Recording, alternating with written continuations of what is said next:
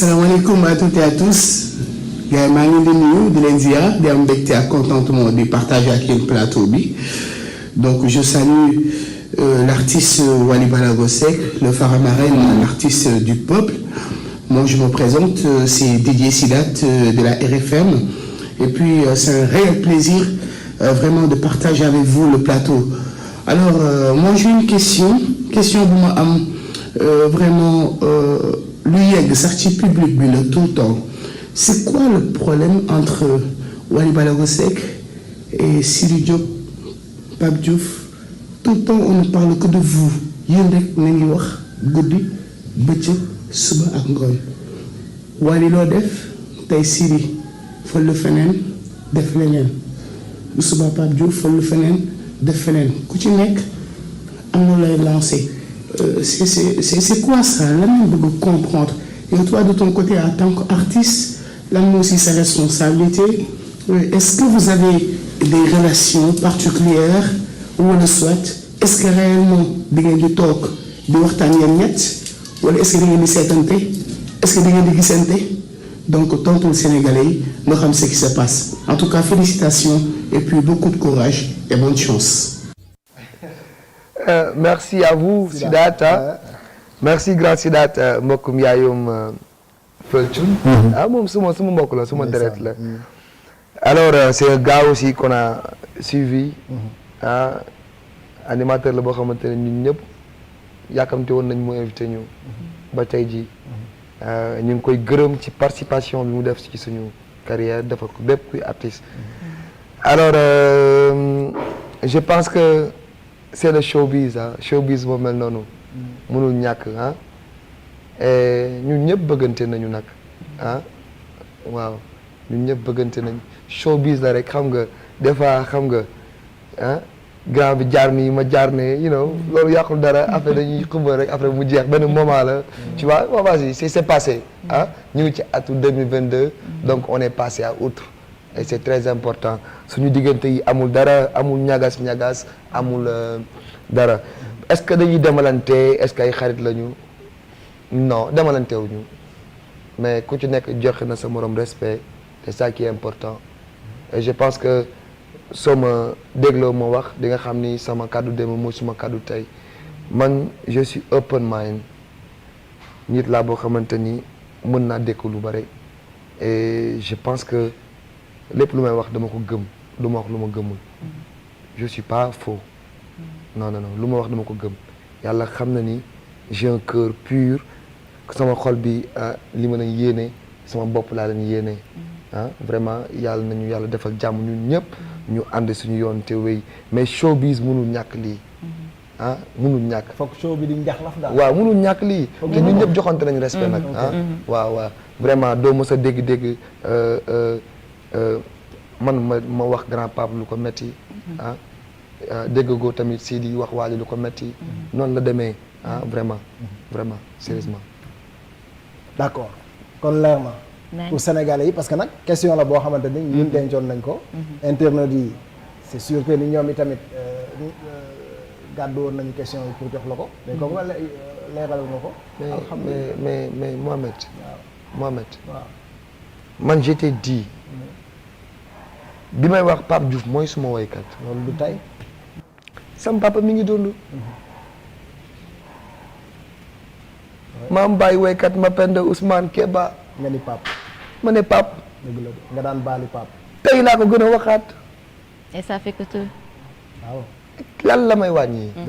wàññiwuma dara. bi ngay wax Sidy fëggal buntu bi. boo fëggee ngir daajjil buntu bi. waaw. loolu Sénégal yëpp déggoon nañ dem pour lui dire que ni. amal fit nga dem et je te dis quelque chose. je l'aime bien ce gosse. dëggal li. Qui? Ouais. Qui? Sidy Diop. Ok. Je l'aime bien. Et pourquoi? J'aime sa façon de faire. Il est osé, c'est bien, j'adore. J'adore. Et kon mën nañ xaar benn éventuel featuring ak Sidy Diop pourquoi pas? Waaw, why not? Lépp mën na nekk. du ñu ay noonu nag yow tamit nag vraiment du ñu ay noonu te man damay wax tout le temps yàqaluma kenn dara te kenn yàqaluma dara waaw c'est que industrie fi ma musicale dama xam nga boo toogee ba xam ni toog nga toog nga fu dëgër. am na yu bëri du la branlé. ayca léegi bëgg naa ñu dem Thiès parce que jot naa ci weewu béy que ni 1er janvier yaa ngi waroon dem Arena mais yoon bu xat moo la teewoon loolu dinaa ci ñëw bu ci kanamee tuuti mais avant. bi nga duggee Gambie juste président de la République bi daf la accueillir pour wax la peut-être bienvenue welcome to Gambia. waaw ça m'a fait plaisir. ça m'a fait plaisir. nit la boo xamante ne bi ma toogee ak moom gis naa ci moom beneen vision.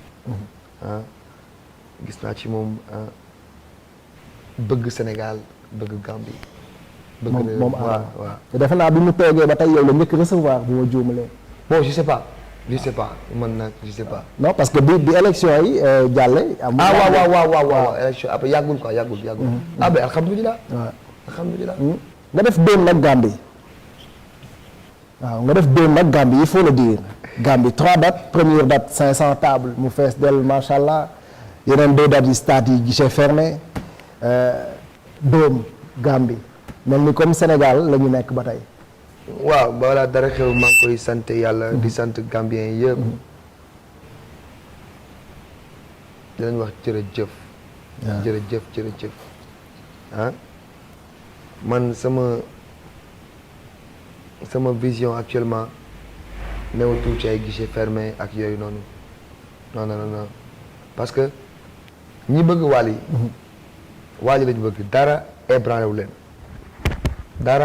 leen bëgguñu c'est-à-dire loolu mënti wax Wally lañu bëgg dañuy baal si Wally fu Wally ñëw dañuy ñëw ki nga xamante ne moom lañu bëgg dara ébranlé wu ko loolu sant yàlla la bi ñu ko amee ñun Faramare ñu mel noonu. ak lu mën a xew nag ak lu mën a xew ku ne xam ne ni damay taxaw fu nekk di wax ni Gambian people dafa contribuer ci sama carrière. n'est-ce pas. C'est vrai. Tu l'as fait dañoo contribuer sama carrière ba nga xamante ni dama am dañu c'est familial maintenant c'est familial. c'est devenu familial. waaw mais. ay guichet fermé waale yeeg kii Gambie ak yooyu noonu yooyu moom du ma ci yooyu xam nga. du man sax du débrief. du challenge quoi. yeah definitely. ok donc bu ñu jógee Gambie on va pas rester longtemps en Gambie parce que li ñu war a débriefer dafa bëri dañ koy sax tënk parce que décembre bi du woon rek ay concert amoon na ay dîner de gala ci hôtel yi gënoon mag fii yooyu xam naa ne dañ koy tënk rek mais bëgg naa ñu ñëw ci beneen question wu animateur parce que ñoom itamit wax naa leen ci lañu bokk fi ñu toog ñu ngi contribuer ñu ngi envoyé seen ay questions ci débrief show bi bu dee cool na foofu jox ñu seetaan.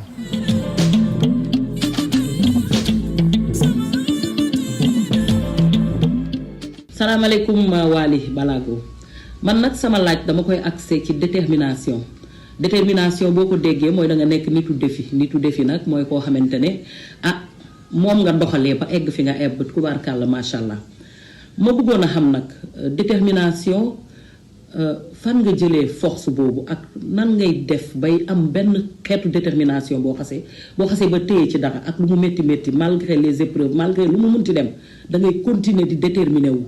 donc man foofu laay accès sama laaj ndax nag bi ngay démarrer même sa environnement immédiat ñi la gënoon jege sax peut-être amoon nañu ay doute ci yow ci wàllu musique ndax beneen trajectoire nga jëloon muy football mais man damaa jàpp ne passion nga ko defoon ndax la nga def ci musique bii ba fekk fu dara nekkul nga def fa dara mooy wane rek ni tu es quelqu'un de déterminé.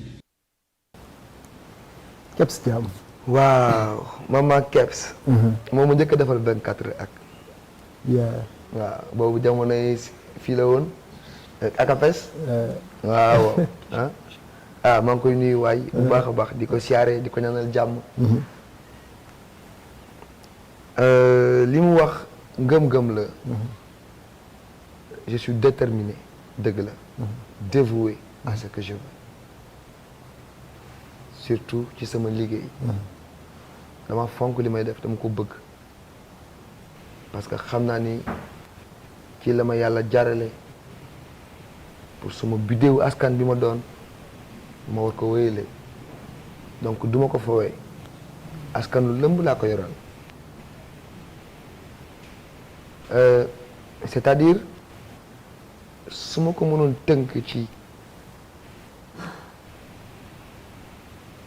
ci làmb maanaam catuwee soo ma ko joxee damay bëre. nga ni ma. waaw bu ma jàppee damay bëre. lu mu xat. da nga wut yoon. waaw su doon làmb la tey. catuwee bu ma ko jàppee bu ma amee sa catu ngemb dootoo ko defati. loolu mooy détermination. et beneen chose yàlla dafa dogal ñi may liggéeyal ñoom ñoo ma gën a bëgg ñi nekk ci biti. dama leen di sóor tout le temps. xol la ñuy demee. wóopa ko. waaw dama leen di sóor tout le temps. waaw askan laa taxawal. ndeysaan. waruma juum. déedéet. waruma juum. dañu dem ci beneen question animateur Aïcha. ayca salaamaaleykum sama gars yi salaamaaleykum Momo salaamaaleykum Abi Khadija. maa ngi leen di kontaanee bu baax di nuyu l'artiste l'international le chanteur du peuple mon ami mon frère un père un conseiller un ami un complice mën naa ko woowee nu ma neex sama waa ji yàlla na yàlla sàmm la yàlla na yàlla defal la jàmm. donc nag du ma dugg ci waxtaan bi lu yàgg mais comme dama waroon toog foofu absenté damaa toog nii di leen seetaan mais dama ne noo def ma participer ci yëf bi tey jii man ñaari laaj laa am pour Wally ñaari laaj Wally naka ak kañ la comprendre intéressant gi nga xam ni moom la ces réseaux sociaux am intéressant kañ la comprendre que ni futuram mu ngi ci ces réseaux sociaux gis nañ concept yëpp concert yëpp programme yi mu am yëpp da koy def ci ses pages ñu ko seetaan ci ses pages et gis nañ importance su page yi léegi ni mu amee ak ni mu yéegee am doole kañ la comprendre loolu ak lan la def ba comprendre loolu mooy son premier laaj.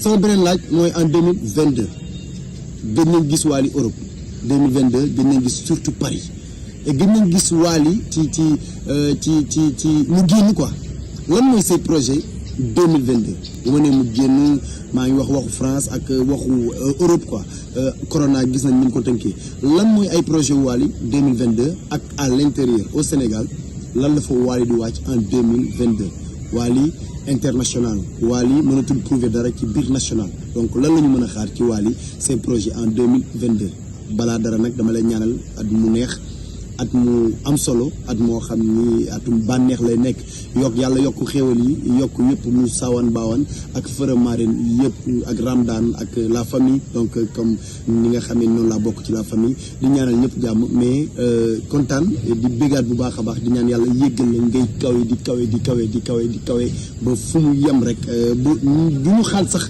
xam fan la yem yàlla sàmm la bégee jarama. Ça c'est no stress mon ami. Deux questions première bi ci réseaux sociaux yi importance bi nga xamee ni am nga ko léegi ci sa ay page ci réseaux sociaux yi kañ nga comprendre loolu d'abord. waaw Aba maa ngi koy nuyu. ni ngi wax ak man sax maa ngi absenté. definitely parce que quand je vois Aba parler damay fàttaliku lu bëri. ah. Aba c'est un gars bien. Ouais. C'est un gars bien. Aba ci niveau bu mu nekk tout le temps dafay delloo njukkal. et nag doy na léegi. ku ne xam ne delloo na ma njukkal fu nekk. mais il le fait. Ouais. Il n'arrête pas de me surprendre il le fait. C'est normal. Il le fait. Et je suis fier de lui. Ouais. Yàlla dogal na digital ak li jëm ci côté internet. ma waxaat ko. dama cee yéex a sax gëstu. bi ma ko comprendre mooy bi ma njëkkee nangu bañ ñi benn maison de disque du ma tënk. c'est-à-dire que ça soit label ak lu mu mën a doon du ma tënk. J'ai voulu être autonome, indépendant. loolu pour nga am ko. il faut nga wut sa yoonu bopp. alors lii mooy suma yoon. suma page YouTube ak. Instagram sama Instagram ak yeneen ak yeneen. am na ñu koy gérer ci ginnaaw ci background bi ñu koy suivre ñooñu man maa leen di fay ñoom fay ñu ma il faut que nit ñi comprendre loolu il faut que artistes yi comprendre ni YouTube bu la defalee chèque yow yaa ko fay moom fayu la ok ah ouais parce que yaa ko jox contenu. voilà d'accord. il faut ñëpp xam ni artiste léppam xaalis la yaramam c'est de l'argent ambulant maanaam c'est machine à sous la waaw. c'est artiste tout un arsenal quoi. machine à sous la li ko war a génne ay code la rek tëg tëg tëg mu génn c'est tout un ensemble plutôt. ouais c'est ça en fait donc man sama vision label du ma tënk dara du ma tënk maison de disque ak ko loo yaatu yaatu loo rëy rëy rëy man maa la jox sama contrat li ma bëgg nga def ko mais bi yow tamit c'est équipe digitale bi faw ñu wax ci. oui parce que déjà da nga am équipe digitale bu dynamique. macha allah mais des fois dafay bomb de non comme tey dinaa ñëw ci ñoom de wóor naa la munoo fexe ba du ma ñëw ci ñoom waaw waxal bismillah waaw waxal allo. ah ñaata nga wax ma jox ko. waay. chèque 5 millions yi. ah da ngay wax ci ñoom wala. waaye bés maa ngi seet mais matériel bi nga yor télé yi sax yenn télé yi sax ñoom yoruñu ko. ah ah oui.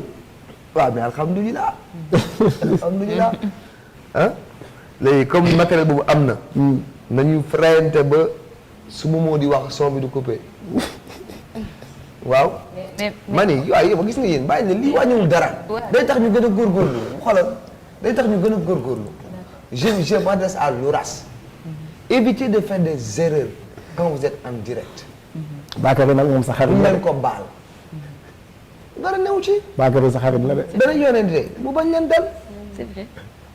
pourquoi ñu bëgg jël affaire bi c'est trop simple c'est simple comme ça bëgg bu baax xam nga gars yi moom tout le temps dañuy dem ak engouement bu doy waar parce que dañuy bëgg toujours di proposer loo xamee ni nit ñi buñ ko gisee dañu naan waaw et ñoom ci liggéey boobu lañ nekk donc félicitations à eux ils font un boulot magnifique vraiment ah. deuxième question nga ni moom moo ko njëkk commencé ci Sénégal. digital il a osé oui moo ko njëkk commencé ci artistes yëpp. mais xam nga d'accord maa ko njëkk commencé et ça va suivre. alhamdulilah mais ñoom bu ñu ma jox woon fit ne ma def ko du ma ko def parce que man kese mënu ma ko c'est vrai. dëgg la. il me donne envie de travailler je les remercie pas leen di remercier am nañu mérite le mérite appartient à celui qui commence même si le suivant fait mieux Ouais. alors ils ont osé bravo mais bu ñu demee yàq dama leen di wax dama ngeen yàq d'accord yax bi fexe leen suudewaat ko. voilà